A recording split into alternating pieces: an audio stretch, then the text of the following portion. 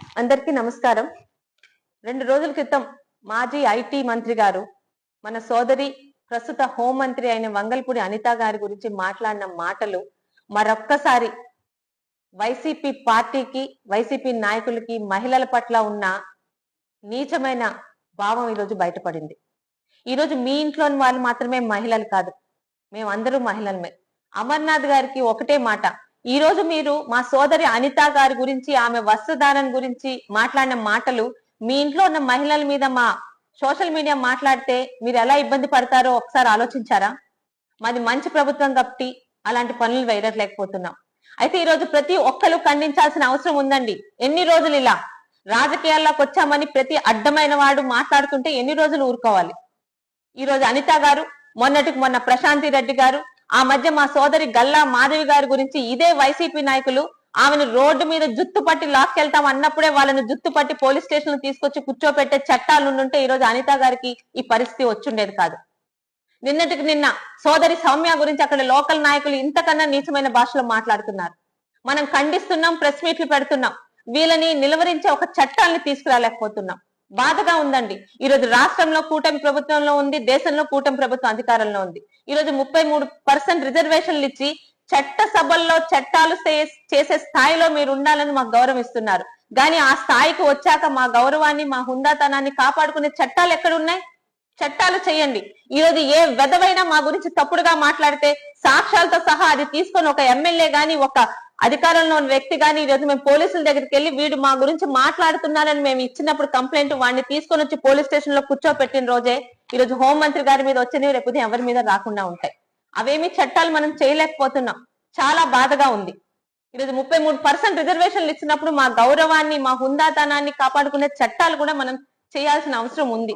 దయచేసి మరొక్కసారి అనిత గారి గురించి ఈరోజు అసభ్యంగా మాట్లాడిన అమర్నాథ్ గారు లాంటి వాళ్ళని ఈరోజు ప్రోత్సహిస్తున్న ఆ పార్టీ ఒక్కసారి ఆలోచించాలి. ఈ రోజు ఆ పార్టీకి ఓట్లేస్తున్న ఆడపిల్లలు కూడా ఆలోచించాలి. అంత ఆషామాషిగా ఉందా? ఈ రాజకీయాల్లో వచ్చామని ఎవరు ఏం మాట్లాడుతున్నా మేము వినే స్థాయిలో ఉన్నాం అనుకుంటున్నారా?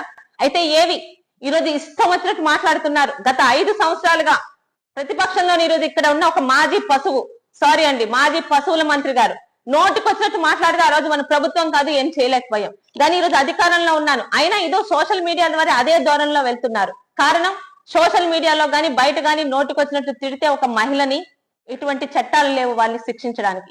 దయచేసి ఆంధ్ర రాష్ట్ర ప్రభుత్వంలో అధికారంలో ఉన్న మా పార్టీకి, అలాగే దేశంలో ఉన్న మోడీ గారి పార్టీకి ఒక్కటే విన్నవిస్తున్నాం. దయచేసి మహిళల గౌరవాన్ని కాపాడే చట్టాలు చేయండి. రోడ్డు మీద వెళ్లే ప్రతి వెధవ నోటికొచ్చినట్టు మాట్లాడితే మేము పోలీస్ స్టేషన్కి వెళ్ళి కంప్లైంట్ ఇస్తే మేము ఇచ్చిన కంప్లైంట్ కి ఒక చట్టపరంగా వాళ్ళ మీద యాక్షన్ తీసుకునే చట్టాలు మీరు తీసుకొచ్చినప్పుడే ఇలాంటి ఇబ్బందులు ఆగుతాయి. లేకపోతే మేము ఖండిస్తున్నాం, ప్రెస్ మీట్లు పెడుతున్నాం, 2 రోజుల తర్వాత మామూలు అయిపోతుంది. ముఖ్యంగా ఆంధ్ర రాష్ట్ర ప్రజలు ఆలోచించాలి. ఇలాంటి నీచమైన సంస్కృతిని 2019లో పొరపాటున బుద్ధి లేక అధికారంలోని కొంతమంది కూర్చోబెట్టిన ఈ వైసీపీ పార్టీ వల్ల కదా. అంతకుముందు ఏ పార్టీలు కానీ ఇండ్లలో ఆడవాళ్ళ గురించి, తల్లుల గురించి మాట్లాడలేదే. అసెంబ్లీ సాక్షిగా భువనేశ్వరి అమ్మ గురించి మాట్లాడారు. ఈ రోజుకి మర్చిపోలేకపోతున్నాం అది మేము. దయచేసి చట్టాలను తీసుకురండి. మహిళ ధైర్యంగా బయటకు వచ్చి ఈరోజు రాజకీయాల్లో రావాలన్నా, రాజకీయాల్లోకి వచ్చాక మా గౌరవాన్ని కాపాడుకోవాలన్నా, మా మీద మాట్లాడుతున్న వాళ్ళని సాక్ష్యాలతో సహా మేము పోలీస్ స్టేషన్కి వచ్చి కంప్లైంట్ ఇస్తే వాళ్ళ మీద చర్యలు తీసుకునే చట్టాలు వచ్చినప్పుడే ఈ రోజు ఇలాంటివి ఆగుతాయి. దయచేసి మరొక్కసారి ఒక హోం మంత్రి గారి గురించి, ఇంత నీచంగా మాట్లాడిన వాడి గురించి ప్రజలందరూ కూడా ఆలోచించాలి.